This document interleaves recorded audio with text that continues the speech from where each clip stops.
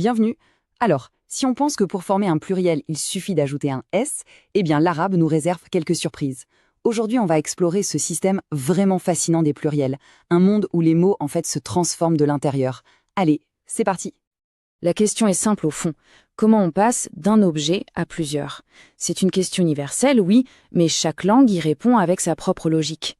Et on va voir que la logique de l'arabe, elle, est particulièrement créative. En français, c'est vrai, la plupart du temps, on met un S à la fin et hop, l'affaire est réglée. En arabe, par contre, c'est une autre histoire. On entre dans un monde où les mots se transforment de façon bien plus dynamique. Et c'est là, justement, que ça devient super intéressant. Ok, alors pour bien comprendre ce système, il faut savoir qu'il y a en gros deux chemins possibles. Le premier, c'est le chemin de la simplicité, avec une règle claire, prévisible, et le second, c'est celui de la transformation, où les mots se cassent en quelque sorte pour se reconstruire. On va commencer par le plus simple, bien sûr. Alors commençons par ce chemin le plus direct, le pluriel régulier, qu'on appelle aussi le pluriel sain.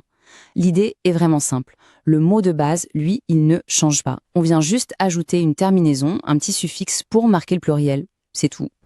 Ce système régulier, il se divise en deux, en fait, selon le genre du mot. On va commencer par le pluriel masculin. La règle est super simple à retenir. Et voilà la fameuse règle. Pour un nom masculin, c'est simple, on prend le mot au singulier et on colle à la fin le suffixe un ou in. Bon, le choix entre les deux, ça dépend du rôle du mot dans la phrase, c'est un autre sujet, mais le principe, lui, il reste le même. Le mot d'origine est intact, on ajoute juste un son à la fin. Regardons un peu ces exemples, c'est très parlant. Mudarrisun devient mudarrisun. On entend bien ce son un qui s'ajoute. Et c'est pareil pour muhandis qui devient muhandisin. La racine du mot, elle ne bouge pas d'un poil. C'est exactement ça la définition du pluriel régulier. Voilà, ça, c'était pour le masculin. Maintenant, pour le féminin, la logique est tout aussi simple, tout aussi prévisible, mais avec une petite différence, quand même. Ici, la règle, c'est une simple substitution. Il faut savoir que la plupart des noms féminins se terminent par une lettre un peu spéciale, le ta marbuta. C'est la marque du féminin. Eh bien, pour passer au pluriel, c'est facile. On enlève cette marque et on la remplace par le suffixe at. Et là, on a une illustration parfaite du concept. Mudarissa devient mudarissat. Taleba devient talebat. C'est propre, c'est net, aucune surprise. C'est ça, toute la beauté du pluriel régulier.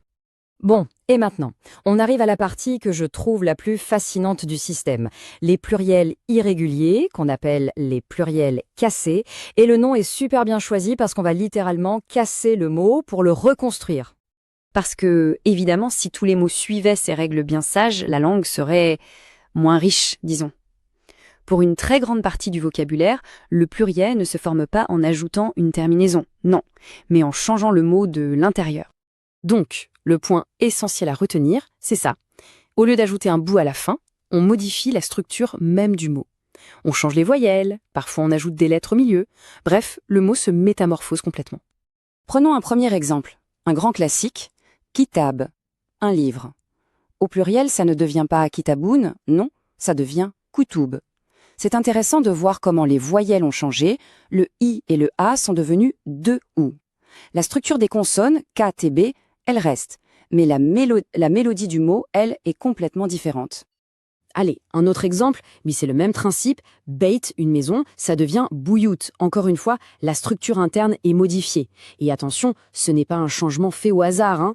Ça suit un autre modèle, un des nombreux schémas de pluriel cassé qui existent dans la langue. Et un dernier pour bien montrer la diversité. Walad, un garçon. Son pluriel, aolad. Là, c'est encore différent. On a même ajouté une lettre au début et changé les voyelles. Chaque pluriel suit un modèle précis et il faut savoir qu'il en existe des dizaines. Bon, connaître les formes, c'est bien, mais les voir en action, c'est encore mieux. C'est là que la connaissance s'ancre vraiment. Alors regardons un peu comment ces différents pluriels s'intègrent tout naturellement dans des phrases. Prenons cette première phrase. Le mot pour les élèves, atullab, c'est un pluriel cassé. Le singulier, c'est taleb. On voit bien qu'il n'y a aucun suffixe à la fin, c'est vraiment la structure interne du mot qui a changé. Et ça s'intègre parfaitement dans la phrase, comme on peut le voir. Ici, on a un super exemple de pluriel régulier féminin. Al-Mudardisat, les enseignantes. Là, on reconnaît tout de suite le fameux at dont on a parlé tout à l'heure. C'est clair, c'est direct, pas de doute possible.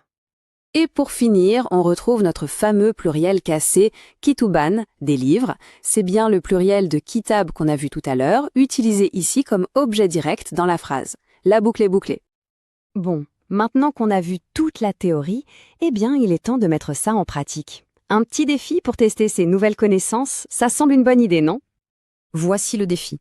Pour chacun de ces mots, la question à se poser est: est-ce qu'il va suivre une règle régulière ou est-ce que c'est un de ces fameux pluriels cassés qu'il faut simplement connaître? C'est un excellent exercice pour voir si tout est bien clair.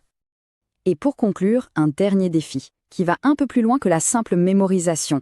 Parce que le vrai test, finalement, c'est de pouvoir utiliser ces formes. Alors l'idée, c'est de construire ses propres phrases avec chaque type de pluriel. C'est en maîtrisant ces transformations qu'on commence vraiment à penser en arabe, en quelque sorte. La structure est là, la créativité peut commencer. Aimez-vous cette leçon? Cliquez sur like et abonnez-vous, cela nous encourage à faire plus. Avez-vous des questions ou des suggestions? Écrivez-la en commentaire. Partagez cette leçon avec vos amis.